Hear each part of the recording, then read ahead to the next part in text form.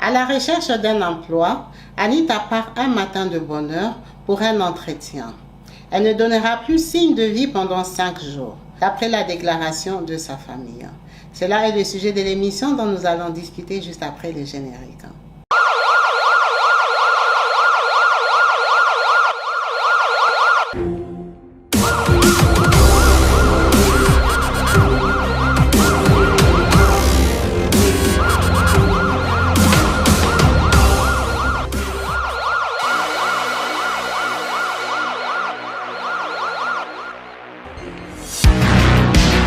Bonjour et bienvenue sur ma chaîne YouTube Crime dans la ville.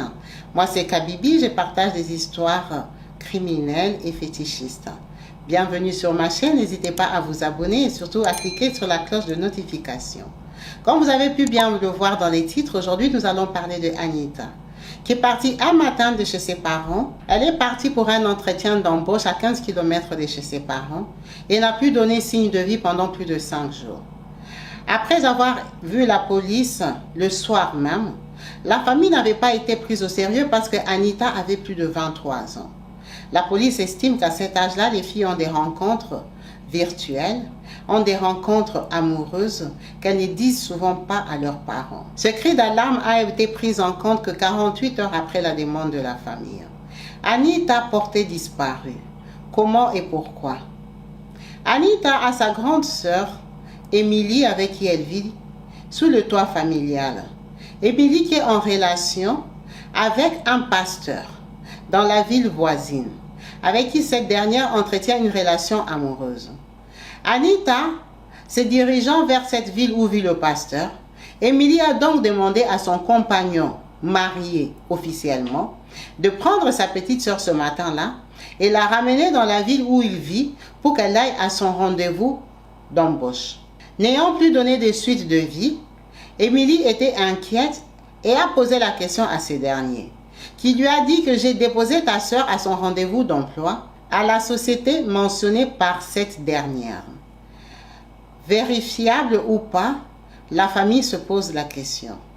Émilie désemparée, ne pouvant pas dire à toute la famille qu'elle fréquente un homme marié, sur quoi pasteur. Elle garde le secret et laisse sa famille rechercher Anita dans le silence. 5 jours après, la police ne trouve pas signe de vie de Anita et est obligée de dire à la famille que cela devient sûrement un dossier criminel, un dossier de disparition, très inquiétant. La famille dans tous les États, vous imaginez bien les familles africaines, en larmes et en pleurs, à la recherche d'Anita. Émilie, désemparée, triste, perturbée, essaye de contacter son ami pasteur pour lui demander qu'est-ce qui s'est passé réellement. Ce dernier refuse de la voir et répondre à ses appels. Ça perturbe Émilie. Elle est obligée de parler à la police et à sa famille en disant que elle avait confié sa petite sœur Anita à son meilleur ami qui est pasteur, qui vit dans la ville voisine dans laquelle Anita était partie chercher l'emploi. Après convocation de ce dernier à son domicile, très arrogant, sûr de lui, imbu de lui-même, demande à la police le mandat d'arrêt, le mandat de perquisition à son domicile, les met à la porte et dit qu'il va prendre un avocat. La police surprise, parce qu'il est la dernière personne à avoir vu Anita vivante. Elle va donc chercher un mandat d'amener, d'arrêt et de perquisition à son domicile, et ce dernier est porté disparu à leur retour. Ne sachant pas ce qui se passe, il demande plus ample explication à Émilie. Émilie est donc obligée de dire qu'elle entretenait une relation amoureuse avec ses pasteurs. Ces pasteurs connus, sages, prédicateurs et conseillers des familles dans son église.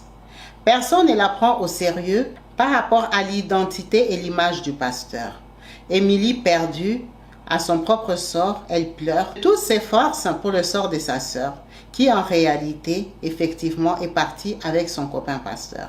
Le pasteur est donc recherché et retrouvé à 400 km de son domicile.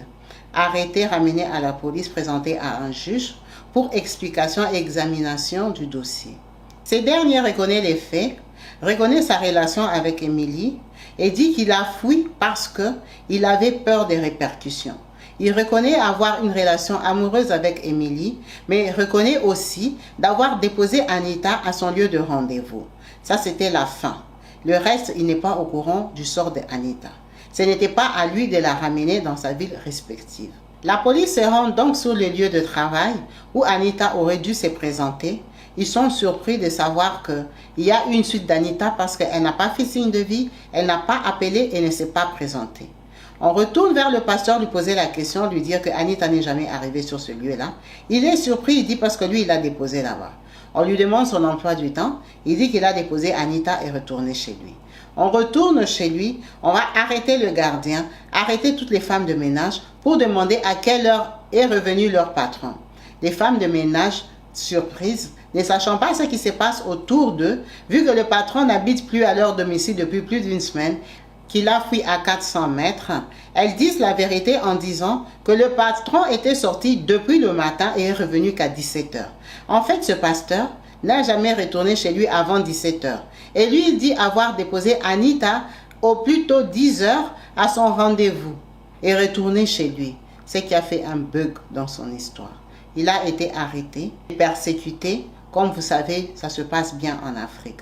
Le pasteur est revenu sur ses paroles en disant que oui, effectivement, avant de déposer Anita à son rendez-vous, il était passé chez un autre ami pasteur à qui il avait présenté Anita et en fait avait laissé Anita là-bas. C'était à ces pasteurs-là de ramener Anita à son lieu de rendez-vous.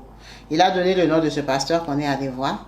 La police est tombée chez le pasteur et a interrogé ce pasteur qui dit oui, effectivement, il a vu Anita, mais à la demande du pasteur qui l'a ramené, il a gardé Anita chez lui pendant 2 jours. Et après les 2 jours, ce pasteur-là est venu récupérer Anita. La police a donc compris que Anita n'était effectivement pas arrivée à son rendez-vous de travail. A arrêté ces 2 pasteurs-là, chacun individuellement dans son coin, et a commencé à les interroger. Les conditions des prisons n'étant pas adaptées à leur style de vie, ils ont craqué. Épuisés et fatigués, ils se sont donc lancés la balle en disant que c'est toi, c'est toi.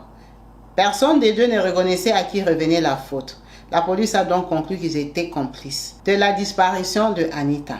Après avoir vu le juge qui leur a promis la prison à perpétuité, les 2 prédateurs ont reconnu d'avoir exécuté Anita et l'avoir jetée dans un trou derrière la maison du 2e pasteur.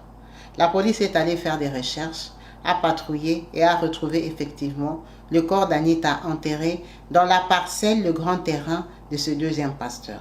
Le pourquoi est que les 2 avaient besoin de la chair humaine pour faire un rituel. Ils avaient besoin d'un rituel magique pour avoir encore plus de puissance à exercer dans leur église dans lesquelles ils faisaient des pratiques de miracles, des délivrances, des manifestations d'esprit. Ils avaient besoin de la chair humaine en sacrifice pour avoir plus de puissance. Et le pasteur, sachant qu'il avait une liaison avec Emily, Anita était la bonne personne à qui il avait accès facile pour pouvoir présenter à son ami prédateur et pouvoir effectuer leur acte ensemble. Malgré leur bonne volonté d'aveu, le juge a été radical et les a condamnés tous les 2 à perpétuité. Cela est la fin tragique de Anita, jeune fille qui ne voulait juste qu'avoir un boulot, un emploi pour s'en sortir mieux dans la vie. Elle a juste croisé le chemin des 2 prédateurs amis à sa grande sœur qui lui ont détruit la vie et l'avenir. Tel est le partage de l'émission aujourd'hui. N'hésitez pas à laisser en commentaire au bas de la vidéo vos pensées, vos réactions. En espérant vous retrouver prochainement sur ma chaîne YouTube Crime dans la ville. Je vous remercie tous. Peace and love chez vous. Bye.